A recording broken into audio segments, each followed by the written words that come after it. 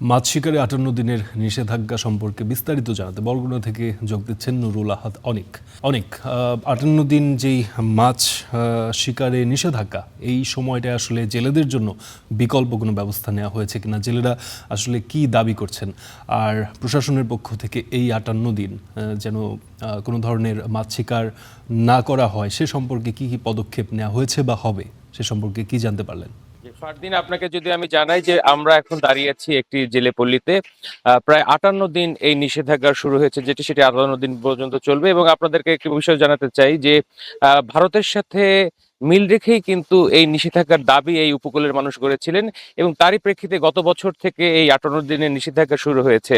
কিন্তু একটি দুঃখের বিষয় বলতে চাচ্ছি, তা আমরা জেলেদের সাথে কথা বলেছি, এখন পর্যন্ত প্রণোদনার চাল কিন্তু এই বরগুনার উপকূলের জেলেরা কেউ পায়নি। আমি যদিও মৎস্য অধিদপ্তরের সাথে কথা বলেছিলাম, তারা বলছেন যে ইলিশের যে মৌসুম, সেই মৌসুমটা যে একটি প্রণোদনা ছিল, সেই প্রণোদনা দেওয়ার পর কিন্তু এখন আবারও এই ৫৮ দিনের নিষেধাজ্ঞা শুরু হয়। তারা কিন্তু যে ভিজিএফ এর যে চাল, সেটি এখন পর্যন্ত প্রদান করতে পারেনি। আপনাদের যদি জানাই, ৫৮ দিনের নিষেধাজ্ঞায় সরকারের পক্ষ থেকে ৮৬ কেজি চাল বরাদ্দ করা হয়, যেটি ২ ধাপে জেলেদের মধ্যে বিতরণ করা হয়। এবং বরগুনায় এখন পর্যন্ত নিবন্ধিত জেলের সংখ্যা প্রায় ২৭,০০০। তবে যে মৎস্য যে আমাদের মালিক সমিতি বরগুনা রয়েছে, তারা কিন্তু বলছেন যে বরগুনার প্রায় লক্ষাধিক জেলে এই জেলে পেশার সাথে সম্পৃক্ত, যারা বেশিরভাগই আসলে সরকারি এই ভিজিএফ এর আওতায় নেই। এক্ষেত্রে আমরা জেলে পল্লীগুলো ঘুরে দেখেছি, জেলে পল্লীতে কিন্তু এখন এক রকমের স্থবিরতা বিরাজ করছে। কেউ জাল বুনছেন, কেউ অন্য কাজের জন্য চেষ্টা করছেন।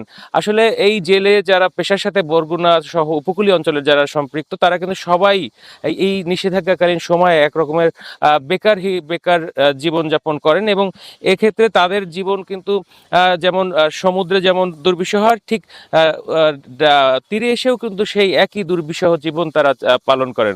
আমরা কথা বলেছিলাম যারা স্থানীয় যারা মৎস্যজীবী যারা মালিক রয়েছেন, তারা কিন্তু বলছিলেন যে এই গত কয়েকদিন ধরে কিন্তু যেমন তেলের জ্বালানি সংকট, অন্যদিকে ছিল সাগরে জলদস্যুর আক্রমণ, এইগুলো নিয়ে কিন্তু এই মৌসুমটি কিন্তু জেলেদের ততটা সুখকর হয়নি।